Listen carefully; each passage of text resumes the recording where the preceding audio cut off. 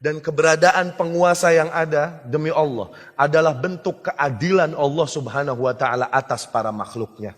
Berangkat dari kemahatauannya, kemahabijaksanaannya, dan kemahaadilannya, Allah jadikan para penguasa yang ada. Allah jadikan penguasa selalu sesuai dan pantas untuk rakyatnya. Allah jadikan penguasa yang buruk bagi rakyat yang buruk. Sebagaimana Allah jadikan penguasa yang baik bagi rakyat yang memiliki kesadaran yang baik. Dikarenakan tidaklah mungkin segerombolan tikus dipimpin seekor singa, tak mungkin. Sebagaimana tak mungkin segerombolan singa dipimpin seekor tikus, mustahil ya akhi. Allah jadikan pemimpin dan penguasa yang ada sebagai cerminan mental rakyatnya. Buruk rakyat tersebut, maka hanya akan muncul pemimpin-pemimpin yang buruk pada mereka. Maka jangan salahkan pemimpinmu, salahkan dirimu. Ali bin Abi Thalib radhiyallahu anhu dikritisi, dia yang berada di akhir masa Khulafa ar-Rasyidin. Para sahabat sudah banyak yang meninggal dan muncul golongan-golongan baru yang tidak mengalami didikan Rasul sallallahu alaihi wasallam. Dia dikritisi, ya Imam, malil fitan ista'tharat fi zamanik wa lam taku fi zamani Umar. Wahai Imam, kenapa fitnah-fitnah pemberontakan banyak terjadi pada zamanmu? Dulu zaman Umar tidak terjadi. Oke? Ali pun menjawab dengan jeniusnya radhiyallahu anhu. Lianna Umar kana waliyan ala mithli wa ana walin ala mithlik. Ketika Umar memimpin, rakyatnya adalah manusia sepertiku dengan kualitas diri sepertiku. Tapi ketika aku yang memimpin, rakyatnya adalah manusia sepertimu.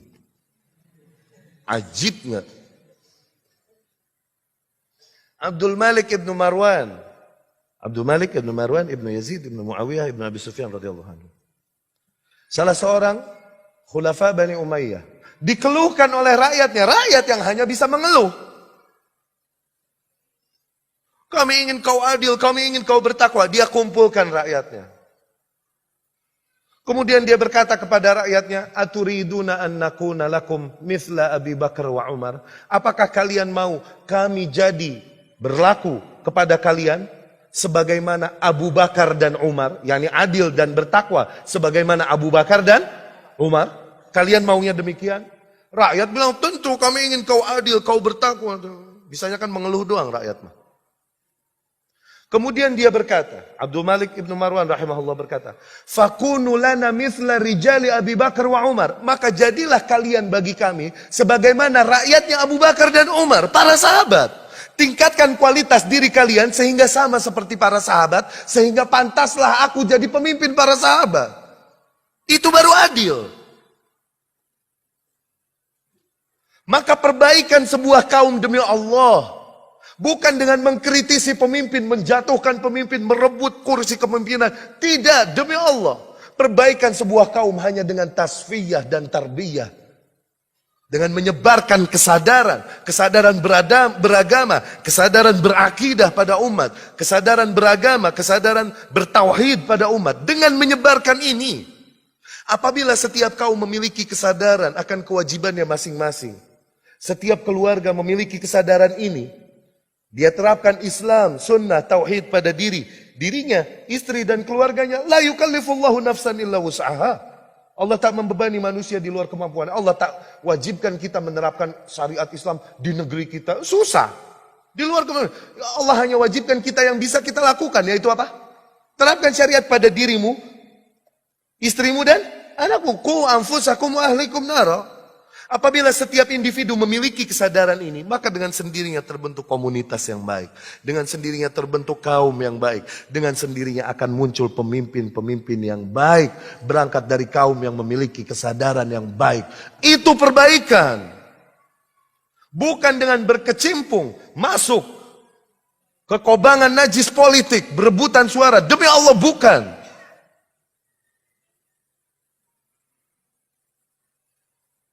Dan tidaklah sebuah kaum berontak dari pemimpin yang ada, kecuali pasti kondisi berikutnya lebih buruk daripada kondisi sebelumnya. Pasti, itu sunnatullah. Ma kharajat qaumun qattu ala dhi sultan illa wa kana haluhum ba'da khurujihim aswa min halihim qabla khurujihim darbatan lazim.